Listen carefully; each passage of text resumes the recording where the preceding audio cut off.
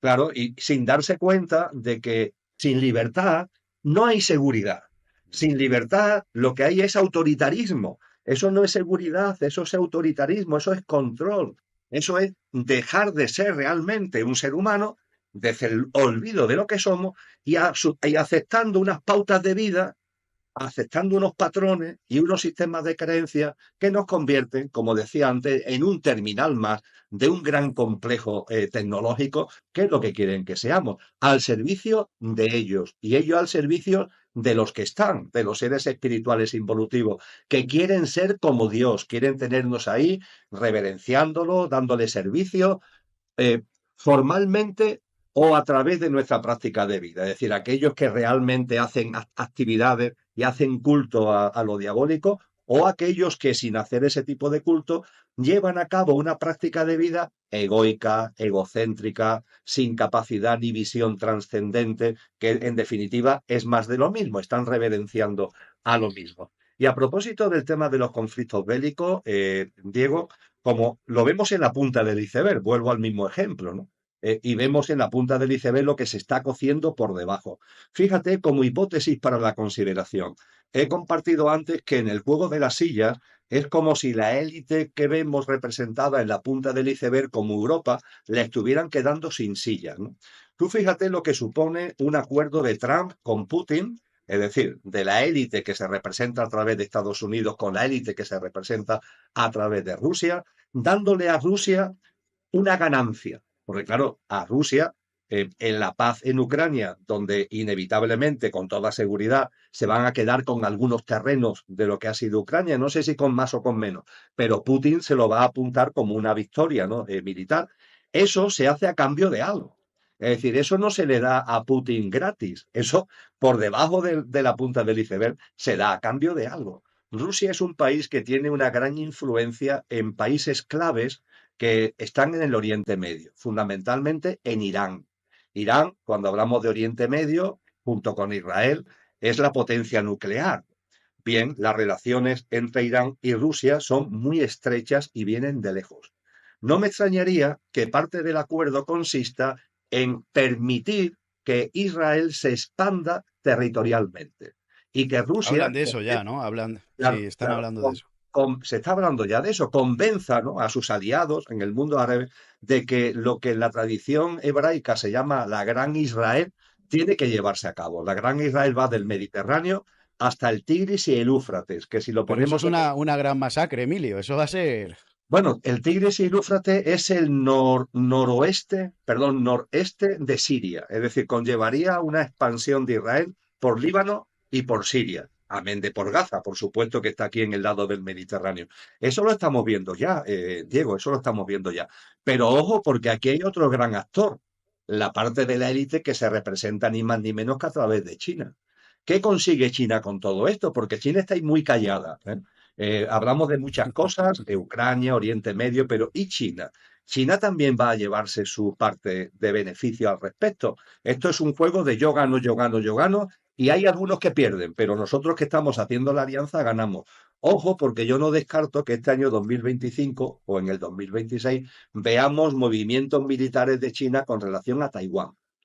Y Así, que, ya que sea definitivamente China, ¿no? claro, Taiwán. independientemente de que Estados Unidos pondrá el grito en el cielo, pero será simplemente en la apariencia, porque por debajo puede ser que haya un acuerdo. Rusia consigue lo que quiere, China Sí, consigue lo que quiere, y Estados Unidos, con los intereses creados subterráneos, permite que la gran Israel, el gran aliado y el gran instrumento de acción en todo lo que es el transhumanismo en el mundo por parte de la élite que está en Estados Unidos, el gran Israel, sea una realidad. En definitiva, con esto, más que asegurar que esto vaya a ser así. Lo que sí traslado es la necesidad de que reflexionemos en otra clave. Es decir, que no nos dejemos llevar por los titulares de los medios de comunicación o por lo que llega, nos dicen de los políticos y de los grandes medios de comunicación. Hay que estar cada vez más pendientes de personas como tú, de canales como el tuyo gracias. Sí. y elaborar ahí el que tengamos una sed de verdad. Eso es fundamental, porque la sed de verdad nos va a permitir conocernos a nosotros mismos, recordar lo que realmente somos y también darnos cuenta de lo que se está moviendo no solo en la punta del iceberg, sino por debajo.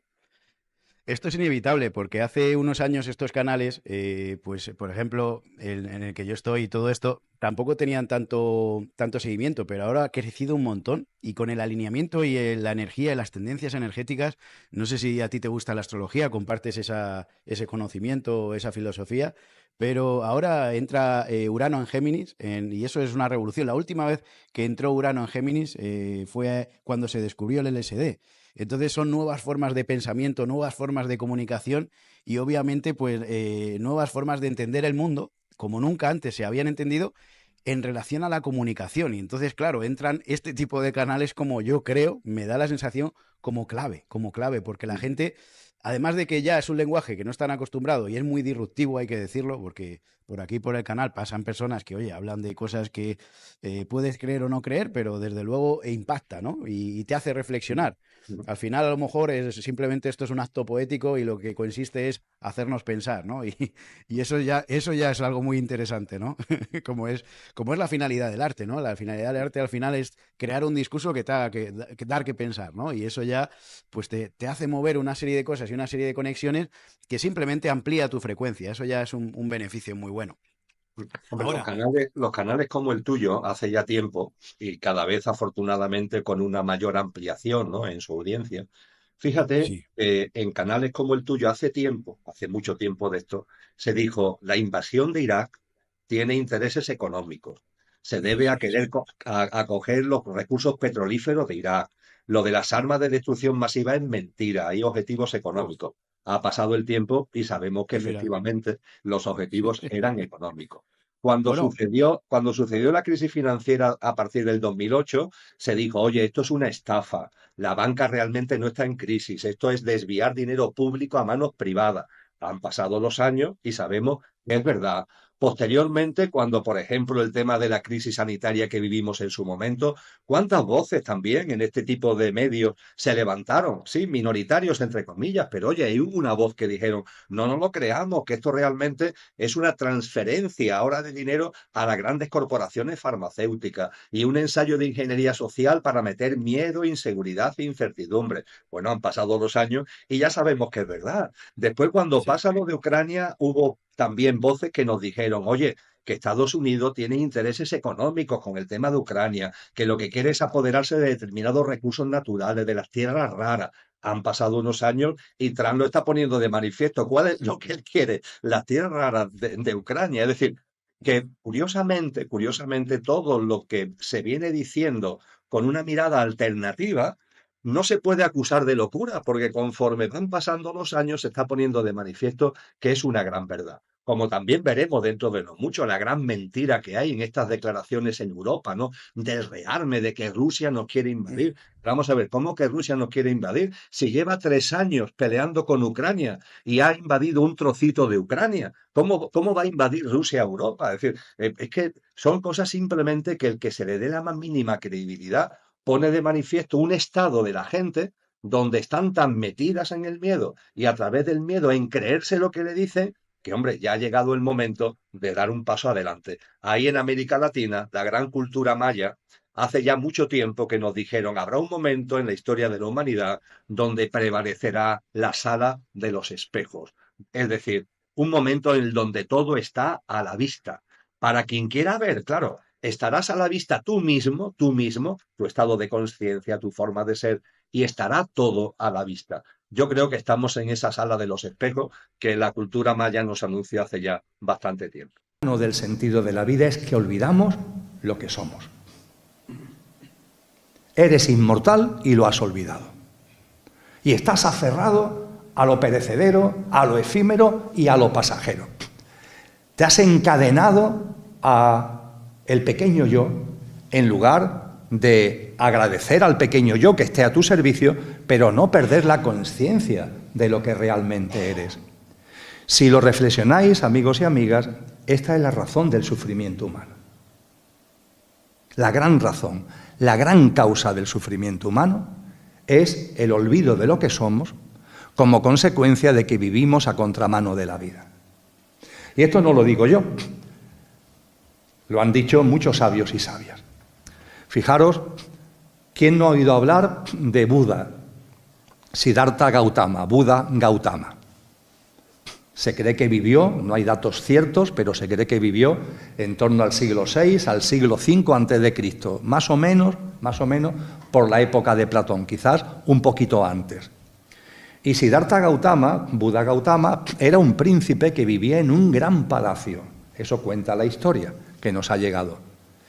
Y el padre de Siddhartha se la había arreglado para que en ese palacio tan enorme, que tenía enormes jardines, nunca saliera fuera. Toda su vida estaba entre cuatro paredes, aunque esas cuatro paredes eran amplísimas, insisto, con grandes jardines y una gran belleza. Y Siddhartha se casa y tiene un hijo. Pero hay un momento en su vida que por unas circunstancias sale fuera del palacio. Y cuando sale fuera del palacio y ve la realidad, su corazón se conmueve. ¡Cuánto sufrimiento, cuánto dolor! Él ve sufrimiento y dolor por todos lados, lo mal que lo está pasando la gente. Claro, él, retirado allí en su palacete y demás, no se había percatado. Pero al salir fuera y ver la realidad, el corazón se le rompe. Se le rompe hasta el punto de que quiere dedicar su vida a paliar el sufrimiento humano. Deja a su mujer, deja a su hijo, deja el palacio y se va al mundo, se mete en el mundo. Primero se hace asceta, está 7 años viviendo una vida ascética, pero después ahí no encuentra las respuestas y va buscándolo por otro lado. Finalmente se nos dice que hay un momento determinado en el que, después de un camino, después de un trayecto espiritual, empieza a comprender. Y a partir de ahí nos habla de las causas del sufrimiento humano. También lo encontráis aquellos que hagáis práctica de yoga en los Yoga Sutras de Patanjali, el libro fundamental de la ciencia del yoga, lo encontráis también esto. Se llaman, en el lenguaje del yoga, se llaman kleshas, las causas del sufrimiento humano. Son 5, pero aquí la que nos interesa es la primera porque es la fundamental. ¿Cuál es la primera, la gran causa del sufrimiento humano? La raíz de las raíces del sufrimiento humano. El olvido de lo que somos, la ignorancia de lo que somos. Que olvidas tu ser, que olvidas lo que eres, que olvidas tu esencia. La tuya y por añadidura la del otro. Y de tus seres queridos, y de la gente que está contigo, y de la esencia fundamental que hay, esa presencia de lo que no tiene origen en todo lo originado. Lo olvidas. Y a partir de ahí, como olvidas lo que eres, te crees que eres lo que no eres. Como olvidas lo que eres, te crees que eres lo que eres efímeramente, pasajeramente. Olvido lo que soy y creo que soy Emilio. Y Emilio es parte de mi experiencia humana. Pero yo no soy Emilio, como vosotros no sois cada uno de los que os miráis al espejo la personalidad que aparentemente sois. Hay algo que está más allá, pero lo hemos olvidado. Eso significa vivir a contramano del sentido de la vida. Eso es lo que las tradiciones espirituales llaman pecado, un término que nos echa para atrás. Y por favor, el pecado, este hombre nos va a hablar ahora de los pecados. Voy a hablaros del pecado. ¿Qué significa pecado? Lo utiliza el término Platón también en sus obras. Todos los maestros y maestras han hecho referencia al pecado. Pero el pecado no significa culpa, no significa castigo, no significa lo que el dogmatismo religioso nos quiere hacer creer. El pecado es una palabra del griego clásico que significa alejamiento, alejamiento, alejamiento. Concretamente, Platón lo utiliza para poner de manifiesto una flecha que se tira y en lugar de dar en la diana, no da en la diana y se aleja, y se aleja, y se aleja. Eso es pecado, el alejamiento de lo divino, el alejamiento de la esencia, el alejamiento de nuestro ser. Nos alejamos de lo que somos. Ese es el pecado. Y es un pecado, entre comillas, un alejamiento del que venimos arrastrando hace mucho tiempo, hace muchas reencarnaciones que venimos arrastrando ese alejamiento. Por eso se habla de un pecado original que desde el dogmatismo se nos explica que pasa de padres a hijos. Y nos quedamos así sorprendidos, que yo nazco con un pecado que viene de mi padre y mi padre de su padre. ¿Sabe? Esto no tiene ningún sentido. No, es que no estamos hablando de algo genético. Estamos hablando de algo álmico. Es que nuestras almas, la vuestra, la mía, hace tiempo que en las encarnaciones nos fuimos alejando, fuimos olvidando lo que es, fuimos olvidando lo que somos, nos hemos ido alejando y hemos construido una sociedad Y ahora nos empezamos a dar cuenta que está muy alejada de lo que es y de lo que somos, y de la divinidad, y de lo real. Una sociedad evanescente, superficial, materialista, absolutamente obsesionada por la apariencia, sin ninguna capacidad de ahondar en la esencia y en la verdad de las cosas. Esta es la primera manifestación de vivir a contramano del sentido de la vida, que olvidamos lo que somos y a partir de eso nos creemos que somos lo que no somos. Y como muy bien nos enseña la ciencia del yoga, como muy bien nos enseña Buda, ahí está la razón fundamental del sufrimiento humano, la raíz básica del sufrimiento humano. Y no termina aquí lo de el vivir a contramano del sentido de la vida. Porque ¿qué sucede cuando yo me identifico con Emilio? Que todo tiene que estar al servicio de Emilio. Todo al servicio de Emilio. Quiero poner la vida al servicio de Emilio. En lugar de que Emilio esté al servicio de la vida y al servicio de lo que soy, Emilio toda la vida tiene que estar al servicio de Emilio. ¿Qué es lo importante en la vida? Lo que a Emilio le gusta. ¿Qué es lo que hay que evitar? Lo que a Emilio le disgusta. Pero estamos locos. Sí, lo estamos. Y juzgamos a la vida. Esto está bien, esto está mal. ¿Y por qué está bien o está mal? Porque me satisface o no me satisface, porque me agrada o porque no me agrada. Cada uno de nosotros juzgando a la vida. A esta vida maravillosa que tenemos delante la juzgamos continuamente. Sucede, fijaros, porque es un ejemplo maravilloso, con la climatología. Vamos a ver, si el día amanece soleado, el día es soleado. Si el día aparece lluvioso, el día es lluvioso. Si el día tiene viento, el día es ventoso. Pues nosotros, en nuestras categorías y en función de lo que nos conviene, decimos que el tiempo es malo o es bueno. Y ahí en las televisiones nos salen unos señores y una señora que nos dicen mañana va a hacer mal tiempo o mañana va a hacer buen tiempo. Pero por favor, ¿tan locos estamos? Si llueve, llueve, si hace sol, y es la vida que se está expresando en la diversidad, pero no, la diversidad le tenemos como terror, ¿sabéis? Porque en esa diversidad, claro, hay cosas que a nuestra mente le gustan, otras que no le gustan, y oye, qué trabajón, vamos por la vida juzgando a la vida, continuamente juzgando a la vida. Somos como magistrados que estamos todo el día juzgando a la vida, esto está bien, esto está mal, estoy de acuerdo con esto, estoy en desacuerdo con esto. Probarlo en cualquier reunión de amigos y de amigas, sacar un tema de conversación del que sepáis que nadie tiene ni idea. Sacar un tema de conversación del que nadie tenga ni idea.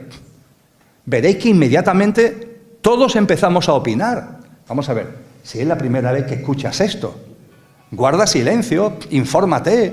Pues no, inmediatamente se empieza a opinar. Ayer por la tarde se nombró a un cardenal papa. Y en cuestión de minutos ya estaba todo el mundo dando su opinión sobre Robert Provost, que hoy es León XIV.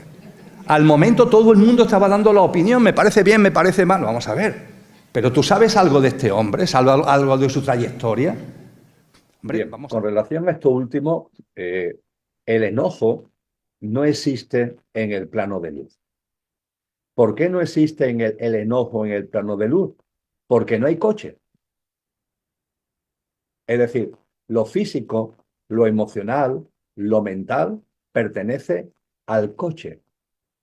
Cuando fallecemos, ¿qué es lo que sucede? Fijaros, desde el punto de vista físico, al fallecer, ¿qué es lo que pasa? Que el componente físico del coche deja de funcionar, se acabó. Y hay la opción de enterrarlo, enterramos el cuerpo, bueno, que está ya en descomposición, punto. Eso ya es como si no hubiera nada, o lo incineramos.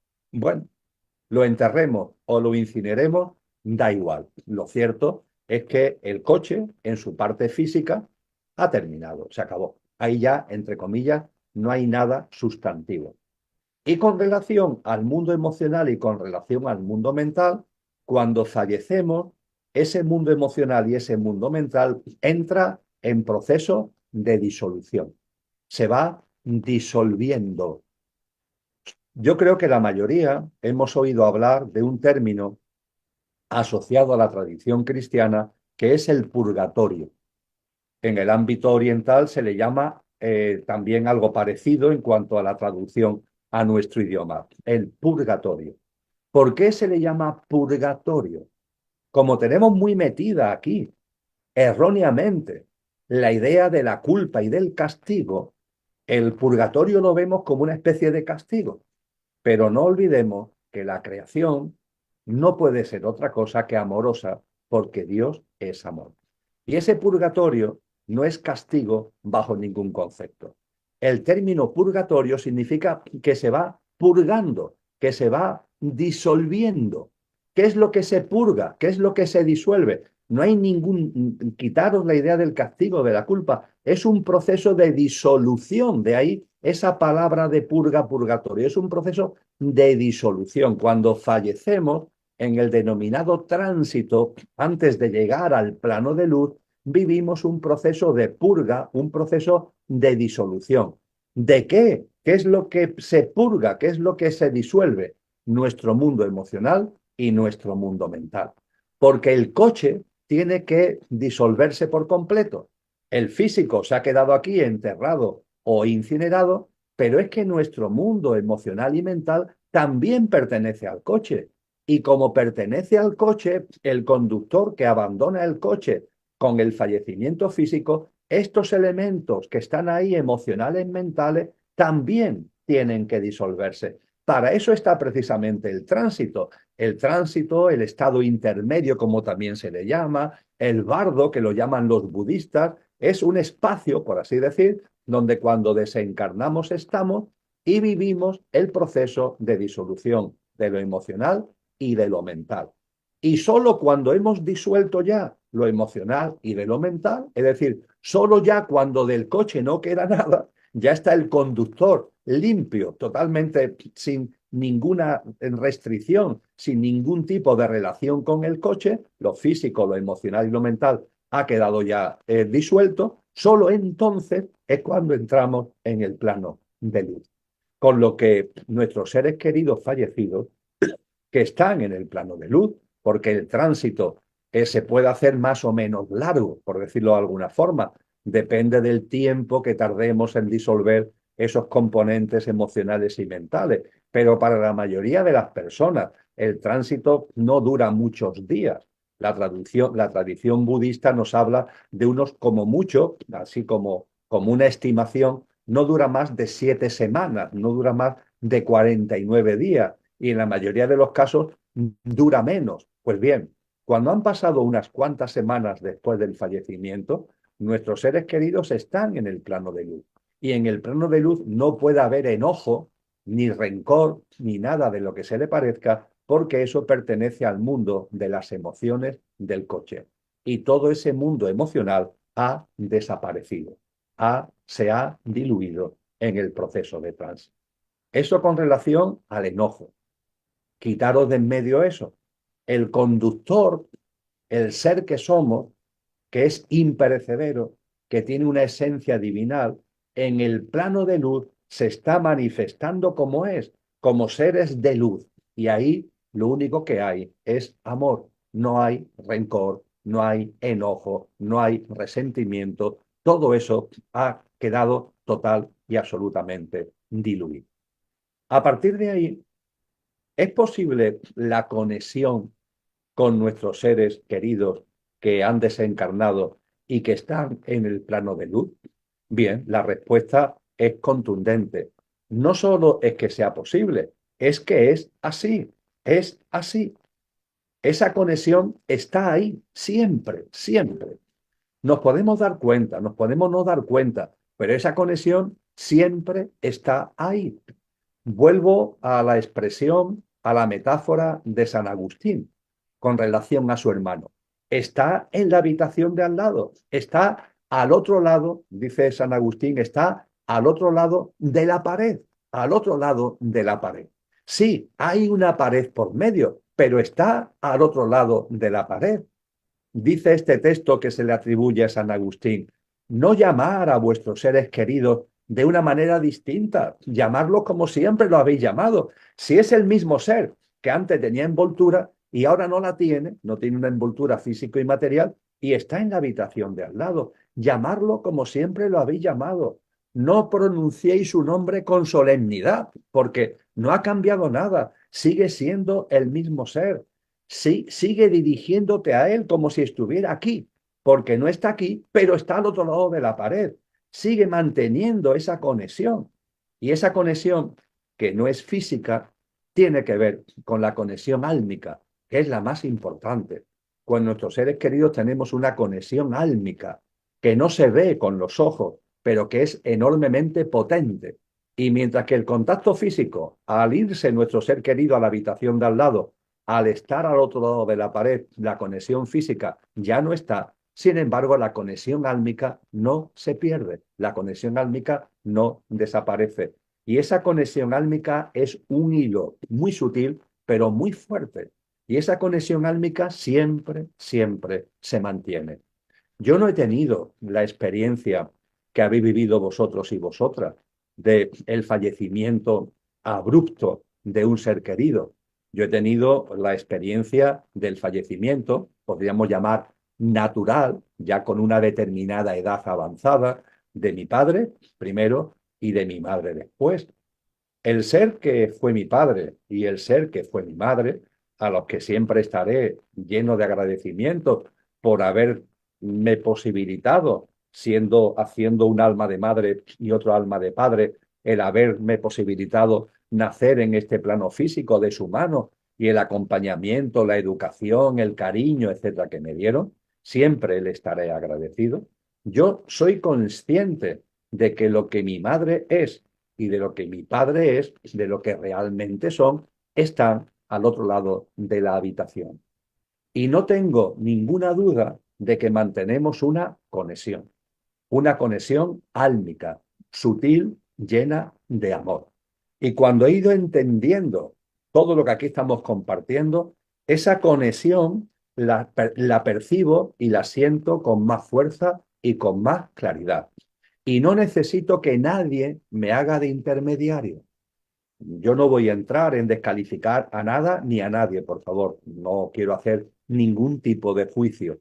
Lo que sí afirmo con rotundidad es que para percibir, para sentir la conexión que tenemos con nuestros seres queridos fallecidos, no necesitamos intermediarios, ni de medios, ni de nada.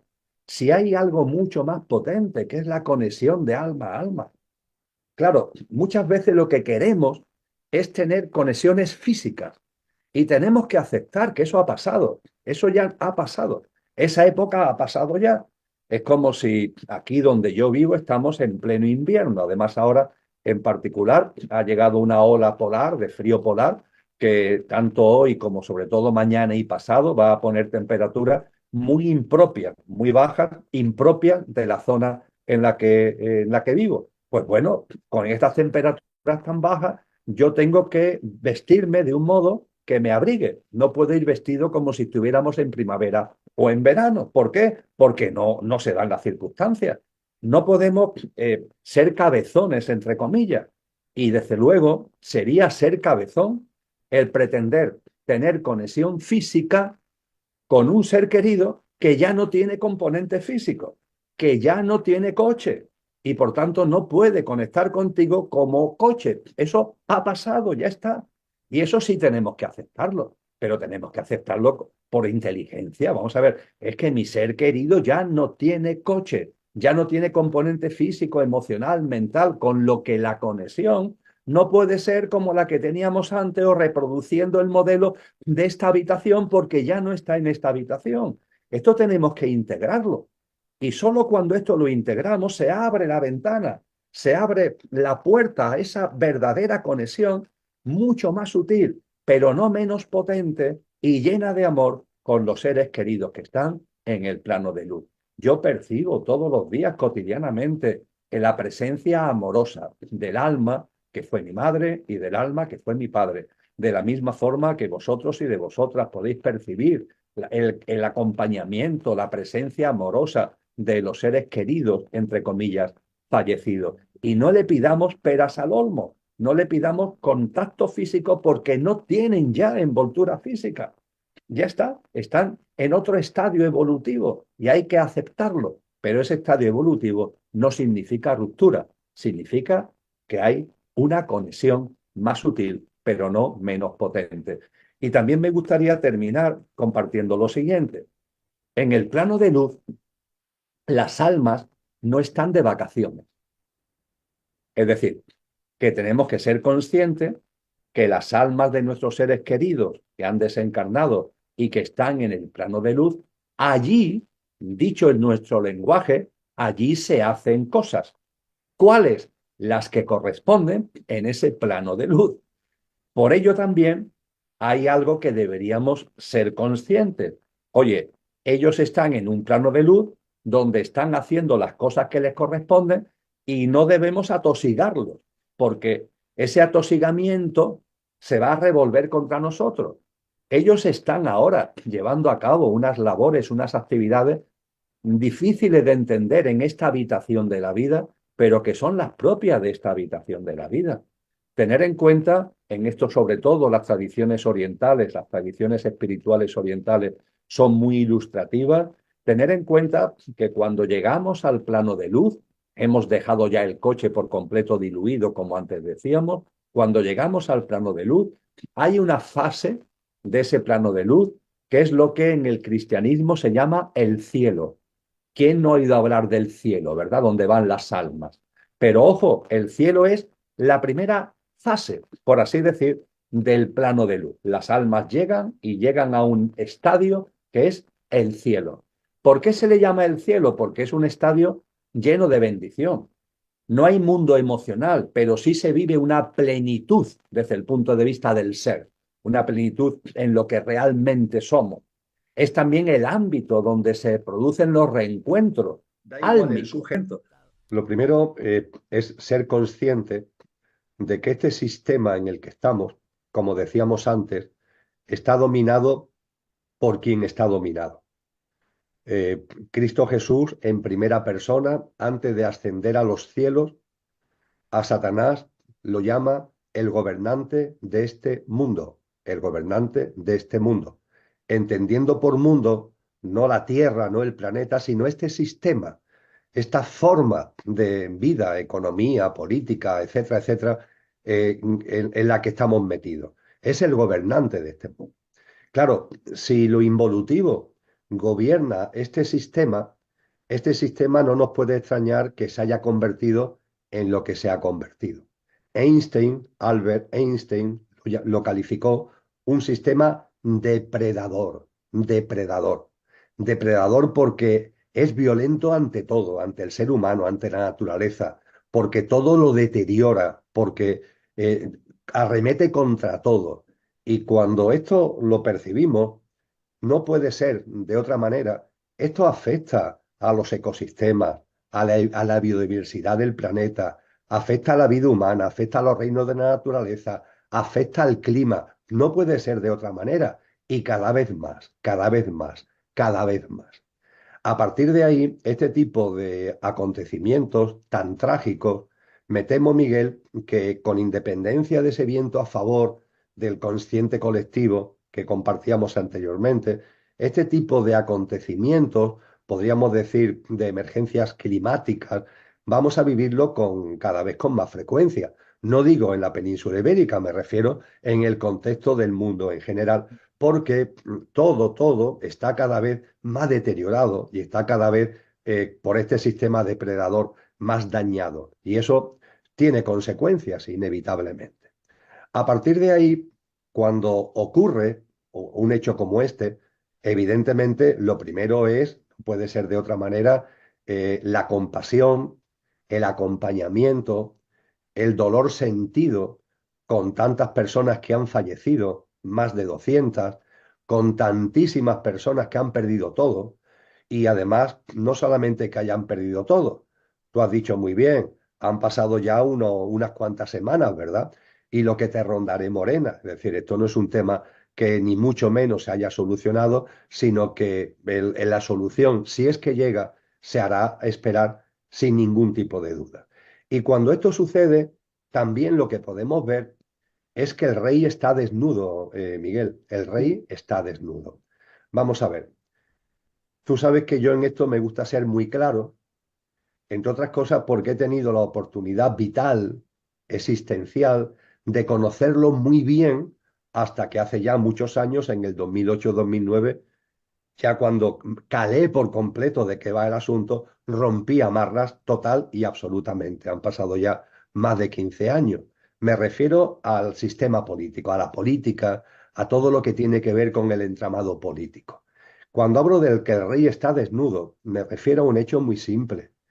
Hay siempre excepciones, por favor, siempre hay excepciones. Y como en todo, habrá todo en la viña del Señor. Ahora bien, el eje conductor de lo que es la política no es el bien común.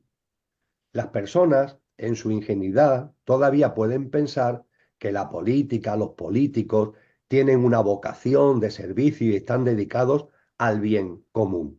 No digo que no haya casos, pero la línea mayoritaria no es esa.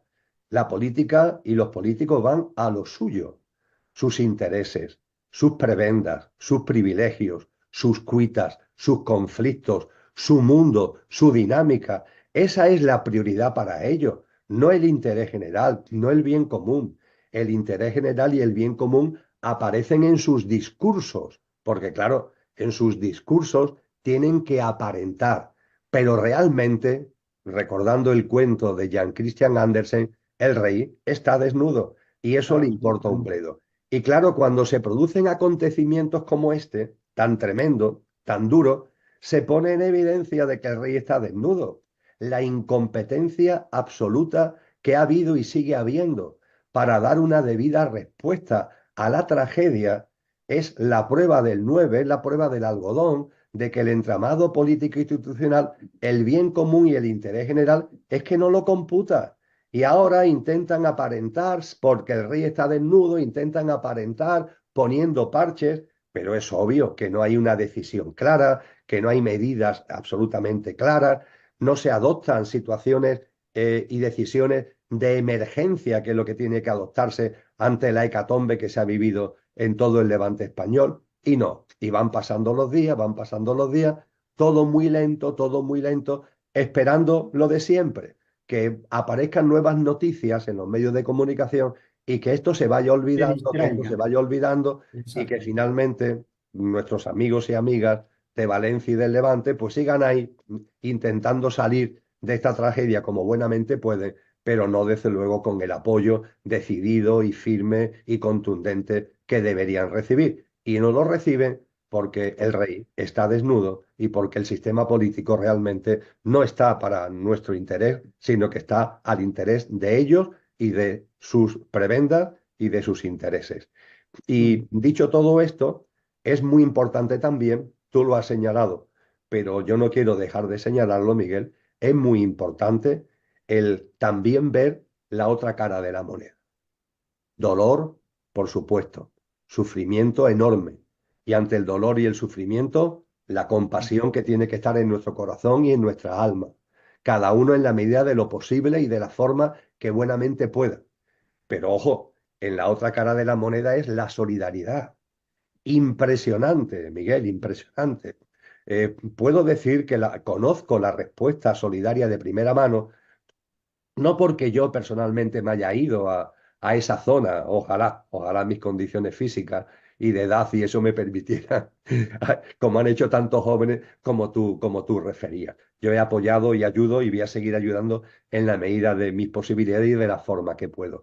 Pero claro, yo debido a tantos años viajando por toda España, dando charlas en tantos sitios, en el Levante en multitud de lugares, conozco mucha gente, gente incluso directamente afectada por lo que estamos hablando, directamente afectada. Y gracias a ello tengo constancia, no a través de terceros, no a través de medios de comunicación, sino de personas que están ahí, de la solidaridad y del amor, vamos a llamar las cosas por su nombre, el amor que se ha desplegado por tantísima gente. Es asombroso, Miguel. Y las personas que conozco que no siendo de allí han ido allí, me dicen exactamente lo mismo, el amor a flor de piel, la solidaridad, darse la mano, el afrontar algo tan tremendo poniendo cada uno su granito de arena. poniendo cada uno a disposición de los demás lo que cada uno tiene, sin recovecos de acumulación ni de retener, ¿no? Lo que yo tengo lo aporto, y tú también, y tú también. Y vivir esa experiencia y saber que eso se está desplegando, a mí me llena de emoción, Miguel. Creo que se me nota cuando hablo de ello, me llena de Sí. emoción, porque es el amor, no es el amor.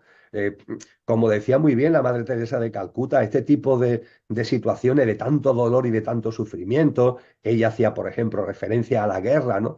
Dice, es donde sale lo peor de la condición humana, pero ojo, Lo donde mejor. también se pone de manifiesto lo mejor de Exacto. la condición humana, el amor, ese amor generoso, desinteresado, solidario, cooperante. Y esto es precioso. Y esto hay que ponerlo en valor. ¿Eh? Esto hay que ponerlo en valor. Por supuesto, como tú dices muy bien, hay que poner los puntos sobre las íes, por supuesto que sí, pero también hay que valorar lo que realmente es lo que tiene valor. Es importante lo que tú dices de poner los puntos sobre las íes, y eso no es juzgar, eso no es juzgar. Describir la realidad, eso no es juzgar. Si yo por la mañana me levanto y digo que el día está soleado, eso no es juzgar, es que el día está soleado. Si el día está nuboso y digo que el día está nuboso, yo no estoy juzgando, estoy describiendo la realidad. La realidad es que el sistema político va a lo suyo y le importamos un bledo. Y eso no es un juicio, es un hecho que, como decía antes, estando el rey desnudo, cuando ocurren cosas como esta, es cuando quedan totalmente las vergüenzas, totalmente al aire. Pero con esto y junto con esto también hay que poner, y es lo más importante, poner en valor el amor, la solidaridad. Porque esa es la nueva humanidad que está ya aquí, Miguel. Esa ya es la nueva humanidad. En las circunstancias más adversa y más dolorosa, la capacidad de sacar lo mejor de nosotros mismos para que, como tú dices, siguiendo esa estela que nos dejó Antonio Machado, ser buenas personas en el buen sentido de la palabra. Pasar Sí, su día a día, quieren pasar sus días, sus semanas, sus meses y sus años en su hábitat de confort sin salir de su hábitat de confort. Eso es la tibieza. Aquí no hemos venido a estar en nuestro hábitat de confort, aquí hemos venido a vivir con todo lo que ello conlleva, hemos venido a desarrollar experiencias intensas, si es necesario, con todo lo que ello conlleva. Estos son las almas valientes, las almas que viven experiencias que nuestra mente califica de duras, de difíciles, pero que sin embargo son nutrientes, dan ese aceite al que acabamos de hacer referencia. Todos vosotros, todas vosotras, sois ejemplo, claro, de almas valientes. Estáis viviendo experiencias con el fallecimiento de vuestros seres queridos, que son experiencias duras, experiencias que rompen los hábitats de confort, que rompen la comodidad. Pues eso es una bendición desde el punto de vista álmico. Se pone en evidencia que sois almas valientes, que asumís experiencias fuertes y esas experiencias se asumen para sacar nutrientes, para sacar jugo en términos de conciencia a esta vida. Todo lo contrario de lo que hacen los tibios, que quieren pasar la vida entretenidos, distraídos, repito, en su hábitat de confort. Esos tibios que dice el Apocalipsis, que los vomitaré de mi boca. Pregunta, si un alma valiente elige una experiencia o varias potentes, fuertes, se corre el riesgo de que el alma, la persona en definitiva, el alma que está encarnada en la persona, no aguante la experiencia. Es decir, podemos elegir, y siempre se elige desde el ser, podemos elegir experiencias duras que cuando las tenemos delante, aunque la hayamos elegido, no somos capaces de superarla. Es que la experiencia nos supera a nosotros. ¿Esto es posible? Si atendemos a las tradiciones espirituales, nos enseñan de que la norma general es que un alma elige experiencias que siempre va a poder vivir, que siempre va a poder gestionar, podríamos denominar. Esa es la regla. Ningún alma elige experiencias que no pueda gestionar. Aunque sea una experiencia dura, difícil, el alma lo elige porque entiende que lo va a poder gestionar, lo va a poder sacarle ese jugo al que anteriormente hacía referencia. Pero también se nos dice en las tradiciones espirituales que hay excepciones. Es decir, que también hay casos de almas que eligiendo voluntariamente, por los motivos compartidos, experiencias difíciles, No logran. Cuando la experiencia la tienen encima, cuando están sumidas en la experiencia, se produce en ella un cortocircuito. Volvemos al término cortocircuito que antes citaba con relación a los procesos mentales, a los efectos de fármacos. Se produce en la persona un cortocircuito. El alma ha elegido la experiencia, pero esa experiencia, cuando la está viviendo, la rompe, la supera, no es capaz de gestionarla y se rompe. ¿Qué es lo que le sucede a esa persona que tiene un cortocircuito? Y ese cortocircuito la lleva al suicidio. Es otra forma de llegar al suicidio, bastante frecuente, por cierto. Almas que eligiendo, que siendo valientes y eligiendo experiencias, cuando esas experiencias las tienen delante y están sumidas en ellas, en lugar de saberlas gestionar, son superadas por la experiencia, se acontece en ellas un cortocircuito que la lleva al suicidio. Cuando esto se produce, que repito, se produce con bastante frecuencia, pregunta que nos tenemos que hacer y que os hago. A ese alma que está aquí encarnada, que ha sido valiente, que ha elegido una experiencia dura, difícil, para crecer, para evolucionar álmica, consciencial y espiritualmente, pero que cuando está viviendo esa experiencia, la experiencia la supera, se produce el cortocircuito y eso genera el suicidio. En el plano de luz, ¿cómo es recibida? Reflexionarlo. Estamos hablando de un alma valiente, un alma que ha sido capaz de elegir, saliendo de hábitats de confort, saliendo de una forma de vida acomodaticia y facilona, ha sido capaz de hacer suya una experiencia complicada, una experiencia intensa, pero la experiencia la ha superado, produciéndose el cortocircuito y el suicidio. En el plano de luz, permitirme que lo diga coloquialmente, los ángeles, ¿cómo van a recibir a esta alma? Reflexionarlo. Los que nos dicen que los suicidas van a ser castigados y lo van a tener complicado, lo que nos están diciendo es que en el plano de luz, los suicidas, estas personas que han sido superadas por las circunstancias y que, perdona, salió un mensaje raro en la pantalla, esas personas que han sido superadas por las circunstancias y que han tenido cortocircuito, estas teorías nos dicen que van a ser recibidas con abucheos. Pues bien, si lo reflexionamos con sentido común, con inteligencia y con amor, que es lo que prima en el plano de luz, a esas personas, a esas almas, yo estoy absolutamente convencido de que no son recibidas por abucheos. Los ángeles los reciben con aplausos, porque son almas valientes, almas que se han atrevido a lo que no se atreven otras. Vuestras almas, lo vuelvo a decir en estos momentos, son almas valientes. Habéis sido capaces. Todo tiene un sentido profundo, más allá de la superficie. Vosotros tenéis, vosotras y vosotros tenéis un juego álmico, un propósito álmico en el contexto de la difícil experiencia del fallecimiento de un ser querido que estáis viviendo. Y sois almas valientes. Y muchos suicidas son almas valientes, como decía, que sin embargo la experiencia lo supera. Y Ana Elsa, amigas y amigos, a esas almas no se les recibe con abucheos, se les recibe con aplauso. Con lo que nos tenemos que quitar de en medio esta negrura, esta contaminación de que un suicida va a tener un castigo, un no sé qué, un no sé cuánto, porque eso no responde a lo que se nos ha enseñado, no responde al amor que prima en el plano de luz y no responde ni siquiera al sentido común que podemos desarrollar aquí en el plano humano.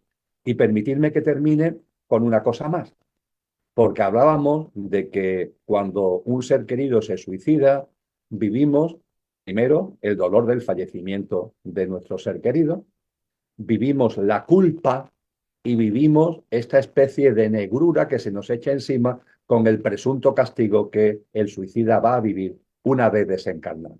Ya hemos dicho que con relación a lo primero, el dolor por el fallecimiento es un dolor que tenemos que saber llenar de luz, porque no hay muerte, la muerte no existe, la muerte es un imposible. Y aunque siempre va a haber una añoranza de la no presencia física, cuando comprendemos que la vida sigue y que la muerte no existe, ese dolor se vive de una manera totalmente distinta y se convierte en otra cosa. Con relación a la negrura, a la contaminación que se echa encima por algunos, ¿no?, con esas teorías del castigo, etcétera, creo que lo que hemos compartido en estos minutos anteriores lo ha situado adecuadamente. Y queda por fin la segunda de las cuestiones. He hecho referencia a la primera, el dolor, he hecho referencia a la tercera, esa negrura del castigo sobre el suicida, y queda la de en medio, queda la segunda, el sentimiento de culpa. La culpa de cómo no me he dado cuenta, cómo no he hecho algo para evitarlo. Mirad, los procesos de suicidio, los procesos de cortocircuito, vuelvo a utilizar este término porque creo que es muy ilustrativo de lo que sucede en la vida y en la mente de la persona que vive el suicidio, por los motivos que sea, a los que ya he hecho referencia. Ese cortocircuito es prácticamente imposible de detectar desde fuera. Lo decía hace un ratito, los procesos mentales son procesos muy particulares, muy internos.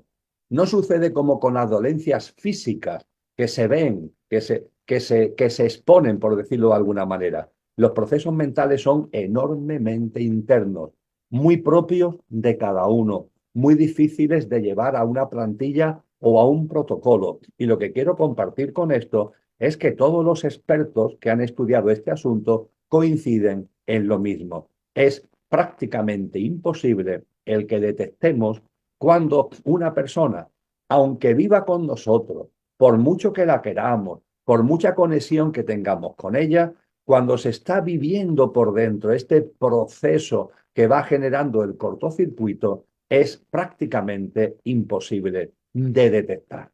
Con lo que el hecho de que una mamá, un papá, un hermano, quien sea, una pareja, no perciba lo que se está moviendo en una persona que finalmente deriva en el suicidio, eso es lo normal.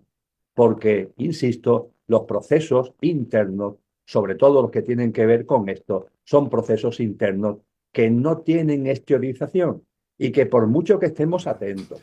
Esa reverencia por la vida ha sido puesta en valor por grandes maestros y maestras, sabios y sabias, a lo largo de la historia de la humanidad. Y se plasmó en esta expresión tan bella, tan honda, reverencia por la vida, de la mano de una persona que vivió en el pasado siglo XX, una gran persona, también un sabio, que acumuló multitud de dones y talentos. Fue músico, teólogo, médico, de las primeras personas que puso en marcha lo que hoy llamamos ONGs, que entonces no se llamaban así, en África para atender en hospitales a las personas más necesitadas. Y este hombre, llamado Albert Schweitzer, recibió el Premio Nobel de la Paz en el año 1952. Y Albert Schweitzer acuñó este término, recogiendo esa sabiduría que viene de muy antiguo, el término reverencia por la vida. Y él, hablando de la reverencia por la vida, habla de la reverencia hacia todo ser sintiente, hacia todo lo que se vive. Y a colación dice algo que estoy convencido que muchos y muchas de los que estáis aquí, yo desde luego también, hemos sentido. Que cuando esa reverencia por la vida, cuando esa devoción, cuando esa conexión, cuando ese respeto, cuando esa admiración por la vida en todas sus manifestaciones, en todas sus modalidades, llega a una persona, nos transformamos. Eso produce una transformación. Ya no vemos la vida de la misma manera. Hay un antes y un después cuando se nos abren los ojos de la reverencia por la vida. Para ahondar en esta reverencia por la vida, al hilo de lo que aquí nos convoca, es cierto, amigos y amigas, que topamos con un problema. ¿Cuál es el problema? Que la reverencia por la vida va unida ineludiblemente a una visión trascendente de la vida y de la existencia. ¿Qué es esto de una visión trascendente? Pues un entendimiento de la vida, de la existencia, de la naturaleza, de los demás seres humanos y de cada uno de nosotros mismos, que va más allá de la apariencia, que va más allá de lo perecedero que hay en nosotros y que hay en la vida, y que gracias a la visión trascendente vamos percibiendo que hay una esencia más allá de la apariencia. Hay algo que está más allá de lo que cambia, más allá de lo que es impermanente. Hay algo en todo, también en nosotros y en la vida, que es imperecedero, que es constante, que es permanente, algo muy hondo, algo muy íntimo. Esa es la esencia que gracias a la visión trascendente podemos percibir. Lo podemos percibir en nosotros mismos. Y no está mal recordar, porque estamos en una sociedad donde la trascendencia se ha expulsado, donde lo trascendente se ha desterrado. No se quiere hablar de lo trascendente. Todo es superficial, evanescente, material, demasiado material y materialista, como también tendré ocasión de subrayar a lo largo de los próximos minutos. Y esa expulsión de lo trascendente, que ya fue anunciada, fijaros, en la transición del siglo XIX al siglo XX, ese gran filósofo que fue Friedrich Nietzsche, nos alertó de que estábamos matando a Dios. Estamos matando a Dios. En la obra La Gaia Ciencia hay un personaje en el apartado 105 que es el loco. Y el loco anda por las calles de la ciudad buscando a Dios.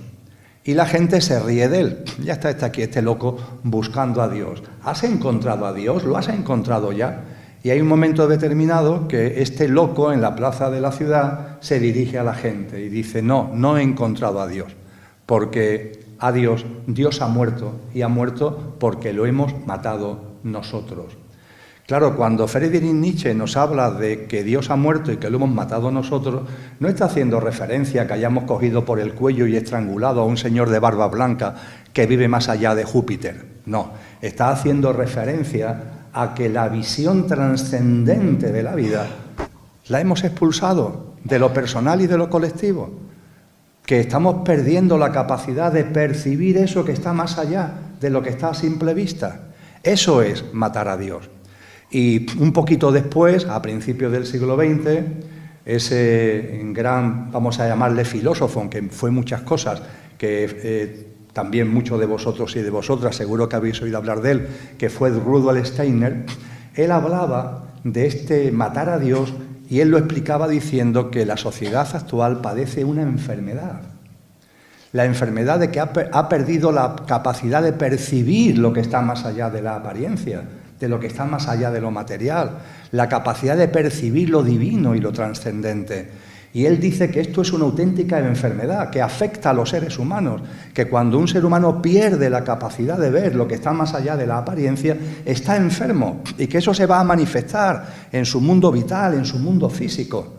Y con una gracia germana, con un sentido del humor germano, dice dice Rudolf Steiner a continuación: y esta enfermedad es una enfermedad que no curan los médicos.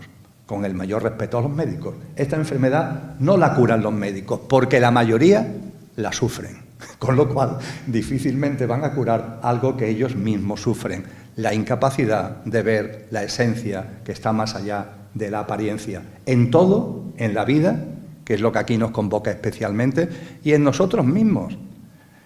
La incapacidad de darnos cuenta que en vosotros y en mí hay algo imperecedero, que este Emilio que está aquí hablando y compartiendo, habrá un momento determinado que viva lo que llamamos la muerte o el fallecimiento físico, igual que os va a pasar a vosotros y a vosotras, por cierto.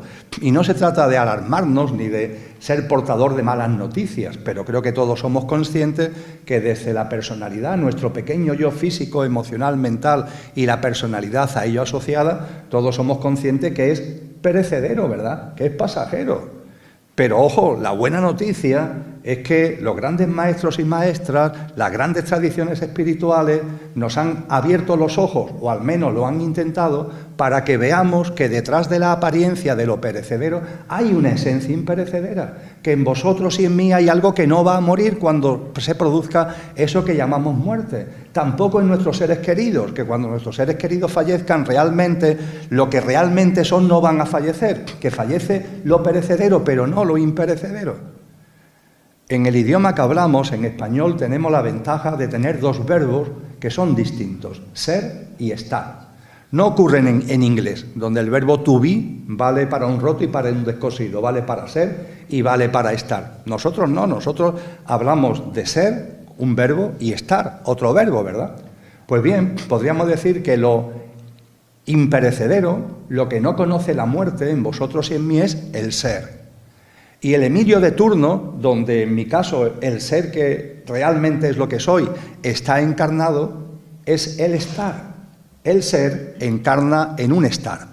Y el estar es pasajero. Hoy estás y mañana no estás. Hoy tienes envoltura en este tal Emilio, en cada uno de vosotros y de vosotras, y hay un momento que llega el fallecimiento y seguimos siendo, el ser no cambia, y lo que cambia es que ya no tenemos envoltura. Estoy con envoltura, estoy sin envoltura, pero el ser sigue siendo. Para ponerlo esto todavía más sencillo, a mí me gusta hablar del conductor y del coche.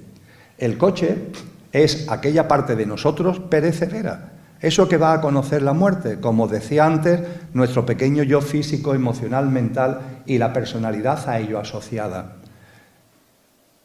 Ese es el coche. Pero en el coche está encarnado un conductor, el ser al que antes hacía mención. Y el conductor encarna en el coche para vivenciar la experiencia humana. Al conductor se le ha dado muchos nombres a lo largo de la historia. Todo lo que tiene que ver con la dimensión álmico y espiritual que tenemos los seres humanos es ese conductor. Pero el nombre es lo de menos. Lo importante es percibir que en vosotros y en mí hay algo, conductor, ser, esencia, imperecedero, aunque también haya algo perecedero que habrá un momento determinado que deje de estar. Pero qué importante es percibir la esencia que está más allá de la apariencia, porque además, cuando empezamos a percibirla en nosotros, la percibimos también en los demás. Vemos que también las personas que están con nosotros, aunque lo hayan olvidado por completo, aunque sufran una amnesia, un Alzheimer espiritual profundo, también hay en ellas un conductor, más allá del coche. Y cuando lo vamos viendo en los seres humanos, también lo vamos viendo en la vida, en los reinos de la naturaleza, en todas las formas de vida. Y cuando lo vamos viendo en todas las formas de vida, nos va inundando la reverencia por la vida. Vamos percibiendo el milagro que la vida es, el milagro que la vida representa, el milagro que la vida supone. Y no estoy hablando, amigos y amigas, de religión. Personalmente no tengo ningún credo religioso. Es cierto que para mí, mi guía, mi testimonio, todo lo que impulsa mi existencia es Cristo Jesús, sin ningún tipo de duda. Pero no estoy en ningún credo religioso, no participo de ninguna iglesia, no tengo ninguna creencia religiosa, entre comillas, aunque me considero una persona espiritual. Y desde esa espiritualidad hay un postulado que viene de muy antiguo, que muchos de aquellos que me habéis compartido antes de entrar, que seguís las charlas que doy, etcétera, seguro que os suena, que yo lo llamo el primer postulado metafísico. Y ese primer postulado metafísico nos habla de la divinidad, pero nos habla de la divinidad más allá de los dogmas, más allá de los credos. De hecho, para hablar de Dios, ni siquiera se habla de Dios, porque se considera que lo divino, la divinidad, no cabe en palabras, es innombrable. Es tan colosal, su envergadura es tan extraordinaria, que mentalmente no podemos encajonarlo en una palabra. De ahí que en este postulado a lo divino, a la divinidad, se le llame aquello. Una forma vaga, si queréis, de expresarlo. En el diccionario de la Academia Española es lo que llamamos Dios, pero en este postulado que viene de muy atrás es aquello.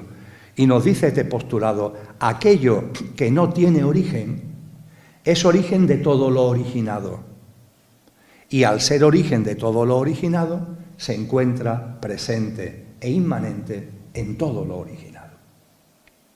San Juan de la Cruz, quien no ha oído hablar de él, lo llamó la divinal esencia. La divinal esencia que todos atesoramos, porque aquello que no tiene origen es origen de todo lo originado. Y al ser Sí, yo creo que es sencillo de resumir, Diego. Hasta hace no mucho tiempo, cuando se hablaba de lo que iba a venir, el sistema de creencias que estaba instalado colectivamente era un sistema de creencias que, aunque fuera con altibajos, todo iba para arriba, ¿no? Era la idea de progreso, ¿no? que yo he sido el primero, entre comillas, en hacer la mía y en venderlo durante muchos años en mi época de profesor de universidad, también con responsabilidades políticas, ¿no? Claro, a partir de... Ha coincidido, no, no quiero decir que ese sea el motivo, ¿no? Pero ha coincidido con el nuevo siglo. Desde que entramos en el siglo XXI, empezaron a pasar cosas extrañas, ¿no? El atentado de las Torres Gemelas vino precedido de lo de la pandemia mínima, pero fueron muy cacareada de la gripe aviar y la gripe porcina. Después la invasión de Irak, las armas de destrucción masiva que nunca aparecieron, al poco tiempo la crisis financiera, económica, la crisis de la banca, que supuso un desfalco a las arcas públicas para desviar dinero de todos a la gran banca. En el 2015 empieza a hablarse mucho, cada vez más, del cambio climático. Se venía hablando, pero nunca con tanta intensidad. Eso coincide con la aprobación en septiembre del 2015 de la famosa Agenda 2030. Todavía estamos bajo los efectos de la crisis financiera bancaria a la que he hecho mención y aparece la crisis sanitaria del COVID. Después de la crisis sanitaria del COVID, que está y ya no está, aparece el tema del conflicto de Ucrania. Eso tiene efectos globales, ¿no? En todo lo que es suministro de bienes y servicios, encarecimiento, inflación. Y vamos de una a otra, ¿no? Vamos de una a otra. Ahora que Estados Unidos se desmarca del conflicto de Ucrania e intenta de alguna forma apaciguar, pues parece Europa, ¿no? Con un tema de rearme, como diciendo que no, vamos, la situación en Europa en estos momentos, digo, es que todos los medios de comunicación y todos los políticos dicen poco más o menos que vamos a estar en guerra de aquí a pocos días, ¿no? Y Es nos alucinante aconsejan, ¿no? esto. Un kit de suministro, ¿no? Sí, sí, sí. Que todos Total. debemos tener, ¿no? En fin, que cuando hacemos un análisis, hasta hace un tiempo mirábamos el horizonte e insisto, aunque hubiera crisis, pero era con altibajo, que era una idea de progreso. Eso ha saltado por los aires. Hoy día hay muchísimas personas en el mundo entero que están instaladas en el miedo, en la inseguridad, en la incertidumbre, que cuando se contempla lo que va a venir, utilizando un dicho que es muy de España, ¿no? Es el virgencita que me quede como estoy, es decir, la gente está como a la defensiva, ya no pretende una mejora, sino mira, que me quede más o menos como estoy, porque con eso prácticamente me conformo. Y en medio de todo eso, digo, creo que es una obviedad que cada vez más personas estamos viendo, una gran manipulación, grandes ensayos de ingeniería social, mucha confusión y, por así decirlo, y ya termino, como si todo lo que pudiéramos ver cada vez tenemos más claro que es la punta del iceberg. Porque por debajo del agua, que es el 82%, dice Wikipedia que un iceberg el 82% de su masa no lo vemos, pues por debajo del agua pasan cosas que no vemos, hay intereses, grupos de intereses, hay movimientos, hay estrategias que a simple vista se nos escapan y que nosotros estamos ahí viendo la punta del iceberg y además manipulados y confundidos por esa punta del iceberg. En Prognosis del Horizonte Venidero lo que intento modestamente es poner un poco de luz acerca de lo que estamos viviendo en el momento presente y cuál puede ser su desenvolvimiento de aquí hasta el 2030, centrando la atención ya no solo en la punta del iceberg, sino en lo que puede estar por debajo, en la parte del iceberg que no vemos. Sí, muy interesante. Además, ahora vemos también la alianza Donald Trump-Elon Musk, ¿no? Que quizá a lo mejor hasta la fecha, por el tema de la inteligencia artificial y todos estos avances, pues gran desarrollador, gran inversor, o bueno, como lo queramos llamar, Elon Musk, obviamente está haciendo un efecto también de presión sobre países. Ya se sabe que Donald Trump, por lo visto, no sé si tú tienes información, pero quiere comprar Groenlandia, quiere también hacer una intervención en Venezuela, también en Cuba, obviamente el efecto dominó. Puede cambiar mucho el tema geoestratégico de aquí a muy poco. Hay como un poco de, bueno, un poco no, hay como un gran conflicto, digamos un secreto a voces, y parece como que se están repartiendo lo que va a ser el tablero de hegemonía del mundo de aquí a los próximos años. No sé si lo ves tú así, pero ¿cómo lo ves tú de aquí al 2030? Pues ciertamente, digo, coincido con tu análisis.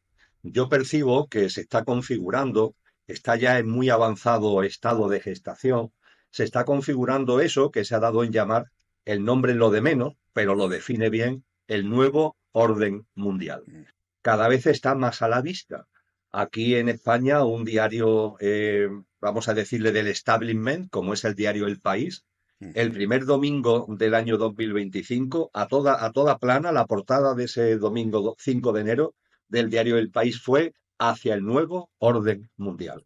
Vamos, eso ya Sí, sí. no es un canal conspiranoico, no, es un periódico del establishment, muy del establishment. Entonces eso cada vez está más a la vista. Se está configurando el nuevo orden mundial. Parece obvio que en la agenda que ellos tienen, porque ellos tienen su agenda e intentan de una forma u otra llevarla para adelante, con tensiones entre ellos, porque ellos no se caracterizan precisamente por su afabilidad, se caracteriza por ser ególatras, egocéntricos, con lo cual entre ellos también hay conflictos y también hay luchas, eso hay que tenerlo en cuenta. En la punta del iceberg se ven movimientos políticos, pero por debajo, en la parte del iceberg que no vemos, tiene que haber unas luchas inmensas. Y esas luchas inmensas, digo, yo la describiría como el juego de las sillas. Yo creo que es un juego conocido, ¿no? Es decir, hay una silla, la gente va dando vueltas y el juego consiste en que cada vez se van quitando sillas y por tanto hay gente que se va quedando sin sillas y van siendo como eliminados. Mi percepción es que en estos momentos se está desarrollando en la parte del iceberg que no vemos, dicho entre comillas, dicho metafóricamente, un juego de las sillas para ver quiénes ocupan los lugares de privilegio en la dirección del nuevo orden mundial. Eso es lo que está en juego actualmente. El nuevo orden mundial, ellos lo dan como una realidad y a partir de ahí todos quieren tener posiciones de privilegio. Pero el nuevo orden mundial, por así decir, concentra mucho el poder, con lo que inevitablemente va a haber menos protagonistas en la gestión de ese poder. Fíjate que incluso hablando de lo que puede ser el desenvolvimiento en el futuro de ese nuevo orden mundial, la tradición cristiana habla de una bestia, habla del triunfo de la bestia. Y eso sería una persona. Se viene a describir como una especie de primus inter pares que por delegación de los que ya han dicho, oye, ya no hemos peleado lo suficiente, ya hemos quitado de media mucha gente, vamos a hacer entre nosotros una alianza para sostenernos y ser nosotros los que dirijamos ese nuevo orden, y entre ellos eligen un primus inter pares que sería esa bestia, ¿no? Pero claro, para llegar ahí hay muchos poderes, muchos poderosos, muchos grupos de interés que tienen que ser eliminados. Y eso es lo que estamos viendo actualmente. Y mi percepción es que tienen una posición especialmente endeble los componentes de la élite que están representados por Europa, por la economía y por la política europea. Da la sensación de que los otros, que están ahí también en el juego de la silla, han llegado a un acuerdo. Estos son los primeros que van a quedarse fuera, ¿no? Y claro, tú te encuentras a Europa, que no deja de ser el 6% de la población mundial, es decir, sí, tiene un 18-19% de la economía mundial, pero es un 6% de la población. Y tú te encuentras a Europa ahí como dando unas proclamaciones ahora muy grandilocuentes, cuando delante tiene ni más ni menos que a Estados Unidos, es decir, la élite que está representada por Estados Unidos, la que está representada por Rusia, la que está representada por China, y a través de China y Rusia todos los BRICS, es decir, Brasil, India, todos los países emergentes, y parece que ese juego de las sillas, al primero que van a quitar de en medio, lo están quitando de en medio en estos momentos, es a los componentes de la élite que tienen que ver con Europa. Y tú decías muy bien lo de lo que está pasando en Estados Unidos. En el texto que estamos compartiendo sobre prognosis del horizonte venidero, hay un informe que le dedico específicamente a Trump y a Elon Musk, sobre todo para no dejarnos confundir, básicamente. Es decir, intentando hacer un análisis lo más aséptico posible, lo más objetivo posible. Y la realidad es que Trump, más allá de sus declaraciones, es una persona que tiene el carácter y el temperamento que todos conocemos, pero él siempre ha pertenecido a la élite. Toda su vida, es decir, heredó una empresa familiar que convirtió en corporación, la corporación Trump, y a partir de ahí, con negocios inmobiliarios, con inversiones, se le calcula una fortuna en estos momentos de unos 5.000 millones de dólares. No está entre los 100 primeros multimillonarios del mundo, pero sí en torno al lugar 700 aproximadamente de los grandes multimillonarios, y a partir de ahí la alianza con Elon Musk, que es la persona con una mayor fortuna personal del planeta. Ahora mismo se le calculan más de 400 millones de dólares, no, de su fortuna personal. Y no solo eso, sino hay que tener en cuenta que Elon Musk, esa fortuna, la tiene además gestionada y lanzada e invertida en empresas como Neuralink, que está a la cabeza, la corporación transnacional que está a la cabeza de todo lo que tiene que ver con las tecnologías invasivas, implantes, chips, etcétera, etcétera, SpaceX, que es la empresa, como creo que todos sabemos, que lanza satélites, es decir, que está metiendo a la Tierra en una maraña electromagnética, y al meter a la Tierra en esa maraña electromagnética se espera que en el 2030 sean 100.000 satélites los que están rodeando la Tierra y conectando con 5 millones de estaciones bases. Es decir, que Elon Musk no solamente es que sea la persona más rica del mundo, sino que está a la cabeza de determinadas iniciativas tecnológicas que son claramente invasivas y que tienen que ver con los pilares fundamentales del transhumanismo, ¿no? Que es como la ideología del nuevo orden mundial.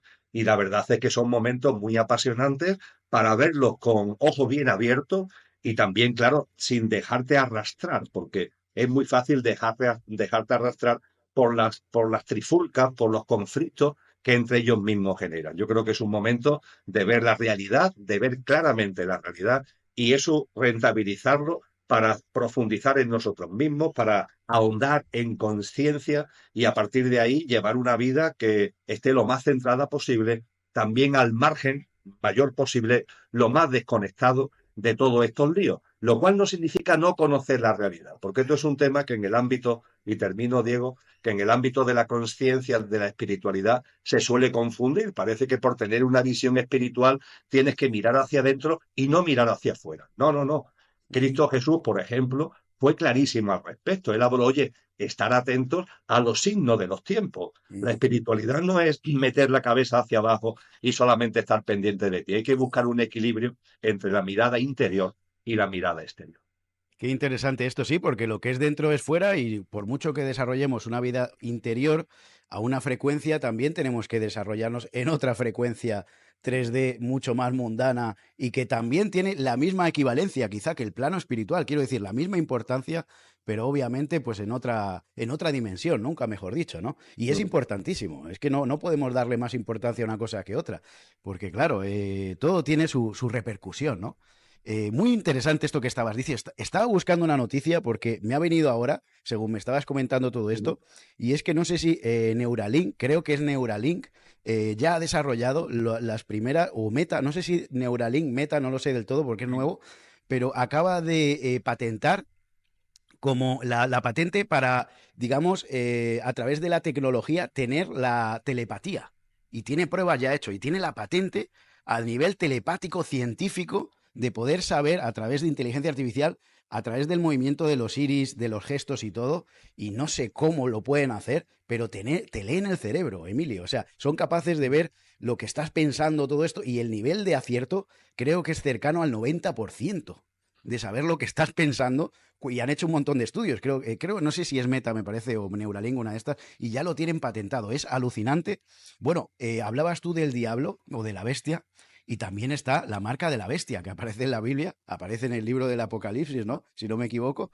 Y muy importante esto, Emilio, tú que tienes tanto conocimiento, ¿qué te parece a ti Elon Musk? ¿Cuándo? Ojo, Elon Musk sabemos que es un gran inversor, un hombre fuerte, ¿no? Dentro de los negocios, dentro del desarrollo, muy inteligente, obviamente tiene una inteligencia fuera de lo común, quizá fuera del alcance de una persona normal, ¿no?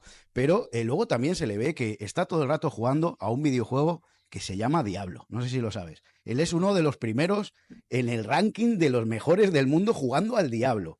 Luego vemos cómo le llama a sus hijos, que vemos estas ecuaciones, estas fórmulas de matemática, que si lo estudiamos a nivel numerológico también significan diablo.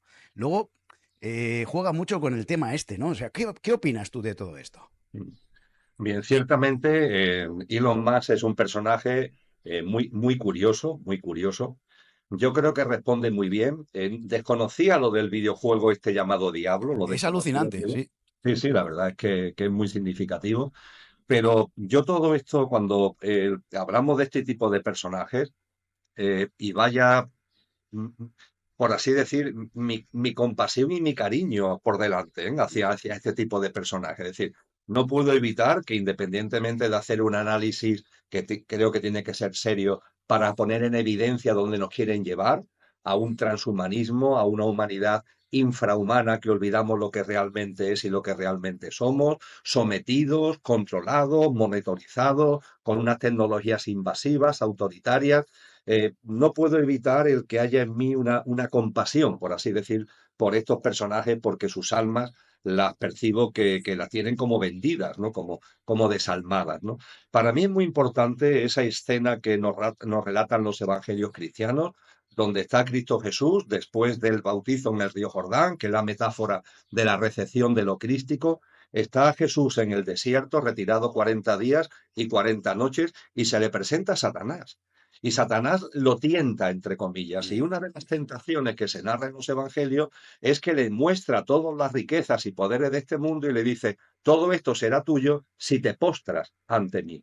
Cristo Jesús no lo hace.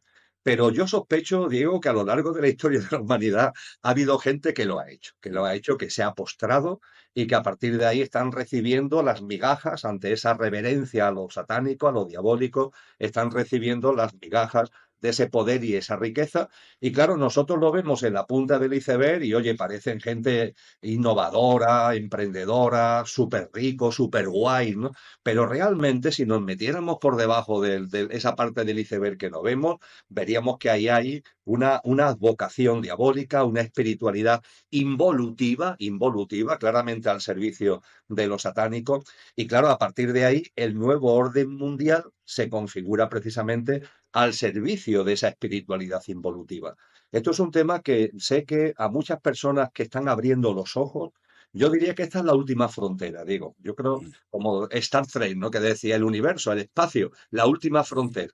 Yo creo que esta es la última frontera de abrir los ojos, el percibir que este tipo de personas que ya tienen todo el dinero del mundo en sus manos, hay una mínima parte, hay quien dice que no pasan de ser 40 o 50, si mezclamos fortunas personales, patrimonios familiares, fondos de inversión y paquetes accionariales de las grandes corporaciones transnacionales, hay estudios que ponen de manifiesto que no deben ser más de 40 o 50. Bueno, pues cuando nos centramos en estos 40 o 50, con este nuevo orden mundial que están configurando, todo este lío, ¿para qué? Si ya tienen el poder a través del sistema socioeconómico, manejan la política, manejan el entramado político institucional, controlan el complejo tecnológico y militar, tienen el poder, tienen el dinero, tienen los recursos naturales. ¿Qué quieren? ¿Qué quieren?